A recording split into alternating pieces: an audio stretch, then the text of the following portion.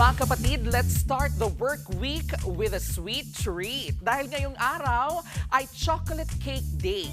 Ang chocolate cake ay sinasabing unang naimbento noong 1800s nang madiskubri ni Bostonian Dr. James Baker na pwede pong gilingin ang cocoa gamit ang powder mill. Ang salitang tsokolate naman ay nagmula sa Aztec word na xocotal na ang ibig sabihin ay bitter water at karaniwang iniinom tuwing may okasyon tulad ng funerals, harvest at kapag may giyera. Ang inuming tsokolate ay itinuturing ng mga Aztec at Mayan na aphrodisiac at ina-associate rin sa kanilang gods. Fast forward to present day, sinasabi nga na ang pinakamahal daw na tsokolate ay ang Toac chocolate ng Ecuador.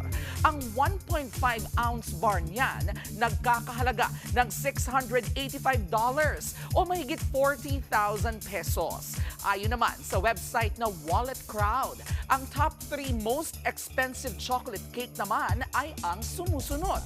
Runway Cake by Debbie Wingham, Diamond Chocolate Cake by Masami Miyamoto at ang hotel cake ng The Lindith Howe Country House Hotel. Hindi mahalaga kung magkano ang chocolate cake. Ang importante, i-share po natin yan sa mga taong mahalaga sa atin. O ayan mga kapatid, kung po pwede, let's all have chocolate cake pagkatapos ng hapunan. And with that, gaya ng lagi namin sinasabi, ang mga ganitong K-alaman ay maituturing din pong K-yamanan. K? Okay.